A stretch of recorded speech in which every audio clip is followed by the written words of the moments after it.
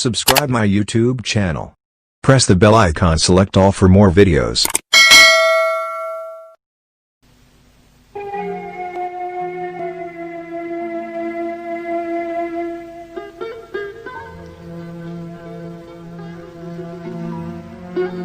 چې زه څه ووایم که څه نه وایم، هسې نه چې زما سوچ هم د احساس استعاره شي.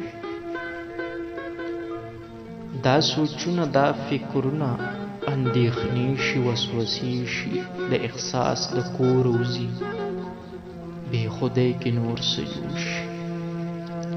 خو که زه هر څه لیکمه دا دروغ نه دي، رښتیا دي.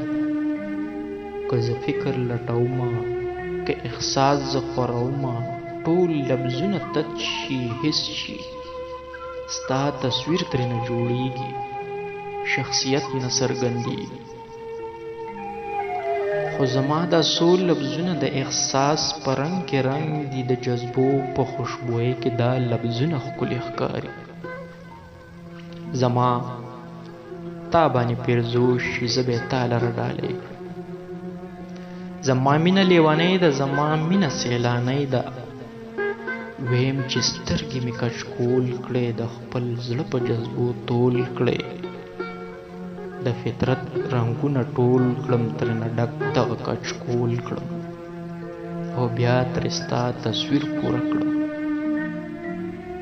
د بوډۍ د ټال رنګونه، د سپرلو رنګین خویونه، د ګلونو فطرتونه، د سیلو شان الوتنه، د وریځې ورېدنه، د خوشبو شان خورېدنه، دا د پرخې پړکېدنه، دا د ستورو ځلېدنه، د سپوږمۍ شان عادتونه زه په خپل کچکول کې غونډ کړم، ترېنه تا لامل جوړ کړم.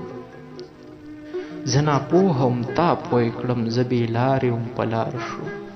زه د عمر په شمېره کې که هر څو له تا نه زیات یم، خو بس پوهه وه تا راکړه د فریب په دې دنیا کې. ما وستا ګوته نیولې د ماشوم په شان روان وم، ما ته لاره تا ښودلې، د حیا په هره لاره څومره مینه په قلاره. زه دا ستا په دعا رنګ شوم، د مخلوق نه چې پسند شوم. ستا دعا زما اعزاز شو، دا د مینې یو اعجاز شو. خاپیرۍ زه څنګه ووایم چې ته یې نو زه به یمه، چې ته نه یې نو زه به څه کړم. هسې نه چې زموږ منځ کې دا وختونه فاصلې شي، او د مینې ټولې لارې ستړي ستړي شي، اوږدې شي. هسې نه دا اوږدې لارې کندې کندې او کږې شي. خاپیرۍ نو ځکه وایم زما ګوته چې پرې نږدې، هسې نه چرته کې ورک شم، زه د مینې په نوم سپک شم.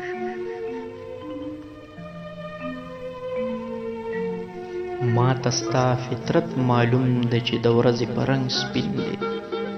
ته د ژوند واړه رنګونه، د خپلې مینې امیلونه، د پیرزوونو ټول ګلونه، ته به یې ما له رامیل کړي. ځکه زه په بحر وایم، که کچکول زه ګرځومه، د پښتو خبرې کړمه، د ادب دعوې کومه.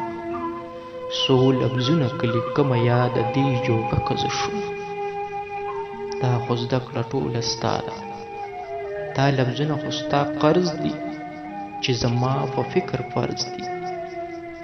ځکه دا لاره خو ستا ده، چې روان په کومه لار یم، دا ښودلې راته تا ده.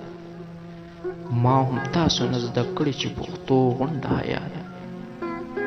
ځکه تا ته زه نن وایم چې زه هم په قام پښتون یم، او په خوی خصلت هم درود یم. دا خواره واره سوچونه، دا لفظونه، دا حرفونه، خاپیرۍ ته پیرزوونه، دا مې واڼه ستا په نوم کړل، دا مې واڼه ستا په نوم.